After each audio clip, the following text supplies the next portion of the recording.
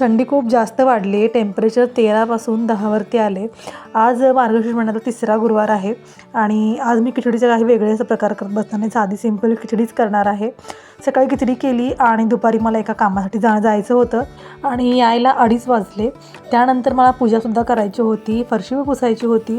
म्हणून म्हटलं की आता उशीर झाला आहे तर आधी फराळ करून घेऊयात आणि त्यानंतर मग फरशी वगैरे पुसून देवपूजा करून घेऊयात.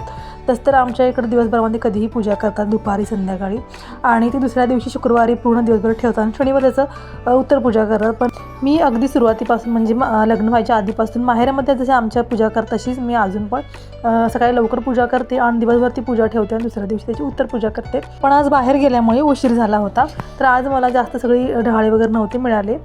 2च डहाळे मिळाले, आंब्याचं आणि पेरूचं. तर तेवढंच वापरून मी घट पुजला आणि ह्या घटाला जास्त विशिष्ट महत्त्व असतं आणि हा घागरा मी जो शिवलेला आहे त्यामुळे देवीचं रूप अधिकच खुलून येतं.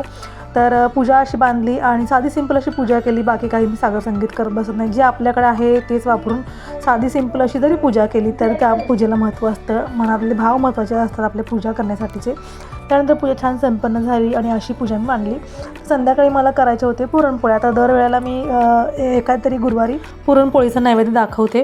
तर इथे डाळ मी कुकरमध्ये लावली आणि मला पूजा करायला उशीर झाला त्यामुळे संध्याकाळीसुद्धा कुकर लावायला उशीर झाला आणि गहूसुद्धा दळायला द्यायचे होते, ते सुद्धा मी दळायला दिले प्रेमकडून.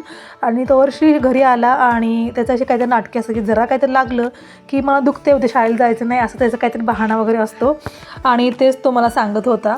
बटाट्याची भाजी केली आणि कटाच्या आमटीसाठी पूर्ण डाळीतलं पाणी काढून घेतलं. जशी माझी आई आमटी करते तर त्याच पद्धतीने मी सुद्धा आमटी करते. गावरान पद्धतीची तिची पद्धत आहे करण्याची आणि खूप मस्त होते आमटी. तिची मला हातची आमटी जी आहे ना कटाची तर ती मला खूप आवडते. त्याची फुल रेसिपी तुम्हाला जर हवी असेल ना तर व्लॉगमध्ये मी फुल रेसिपी दिलेली आहे, तुम्ही नक्की जाऊन बघू शकता.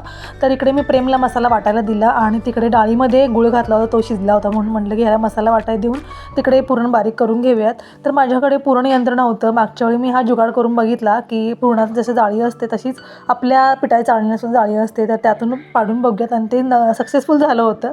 आणि आतासुद्धा मी पुरण यंत्र अजून घेतलेलं नाही तर आता पण त्याच पद्धतीने मी हा जुगाड करून मी पुरण बारीक करून घेतलं. थोडा वेळ लागला मला बारीक करण्यासाठी, पण पिठाची चाळण बारीक असल्यामुळे पुरण छानच बारीक झालं होतं. कटाची आमटी केली मस्तपैकी आणि त्यानंतर पोळ्या करून घेतल्या. पोळ्या फक्त मी आत्ता पुरत्याच मोजक्याच करणार होते आणि बाकीचं पुरण जे राहिलेलं आहे तर उद्या मी त्याच्या पोळ्या सकाळी चपातीच्या कणकेमध्ये घालून पोळ्या करणार होते. त्यानंतर पापड तळून घेतले आणि छान देवाला नैवेद्य दाखवला. तर आजच्या ब्लॉगमध्ये एवढंच. भेटूया पुढच्या छोट्याशा ब्लॉगमध्ये. तोपर्यंत बाय आणि श्री स्वामी समर्थ.